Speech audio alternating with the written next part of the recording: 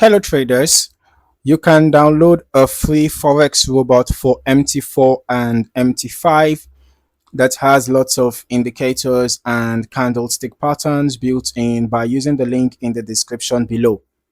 So in this video, I am reviewing the Apollo EA for MT5, also referred to on the marketplace page as Apollo RX Remaster. Right away, this is clearly an MT5 expert advisor, and as we can see here on the MQL5 Marketplace page, it's currently priced at 30 US dollars. The version listed is 445.76. Wow. Updated on February 9th, 2024, and it comes with 20 activations. Looking through the description, the developer presents Apollo RX Remaster as a major evolution of the original version. The focus here is described as an entirely new strategy index developed for what the developer calls an unconventional currency pair. While the specific pair isn't disclosed on the page, the developer emphasizes that the EA was redesigned with wider stop loss and take profit placements compared to previous versions. As I continue through the marketplace information, it's worth noting that the developer repeatedly highlights the importance of trader involvement, risk awareness, and optimization. The description specifically mentions adjusting settings according to your broker's trading environment, including spread conditions and position sizing.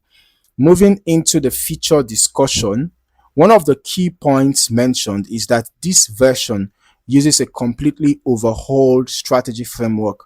The developer also explains that each algorithm under their product lineup shares a familiar interface while delivering a different trading experience.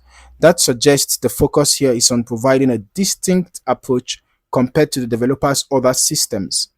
Now, the description also highlights wider stop loss and take profit levels. From a trade management perspective, that means positions may be given more room to develop before either target or protection levels are reached. The developer further stresses the importance of configuration and risk management, encouraging users to tailor the system to their broker and account conditions. Now, moving over to the backtesting section, I'm just going to be reviewing the historical testing results provided first, okay, before we head over to our own testing. All right. So based on what we can see here, history quality was 99%. Initial deposit was $100,000. Total net profit was well over 270%. That's 277 point. I mean $277,345.06. So the total trades taken were 4,065. Short trades were 2,040 with 63.09% win rate. Long trades were 2,025 with 67.11% win rate. Largest profit was 1,032.88. Largest loss was 2,069. Average profit 497.71, and the average loss is about $73. Right? Sorry, the average profit 497.71 and average loss $732.63. All right, so you can see the difference between the largest profit and largest loss quite much. Largest loss 2,069.26, largest profit 1,032.88, and even the average profit and average loss, the difference is also quite notable. So the risk to reward ratio basically is quite bad, but the win rate is just there, right? The win rate is okay, anyways, not so bad, not so good. The win rate is okay, so I'm not exactly very surprised to see a positive total net profit, because the total number of trades taken were over 4,000, and then the win rate was at least, it was above 60%, right? So it's not exactly very surprising. But let's just head over to our strategy tester and see what we have, from our own testing. So I tested the Apollo EA on XAUUSD on the M15 time frame, and duration was from the beginning of this year, 1st January 2026 till date, so we can get a reasonable data for the back testing. And then we use the last string to the server for the delays, and of course the every tick modeling. All right. So The marketplace information doesn't, specify whether testing was performed using every tick or open prices only. But in our case, we're actually using the every tick. Now, when reviewing the completed chart history, I'll be looking at how the EA handled periods of volatility, how long positions remained open, and how the wider stop loss and take profit structure influenced overall trade management. Now, since the developer specifically mentions drawdowns and trader discretion, it's reasonable to pay close attention to equity fluctuations during the historical testing period.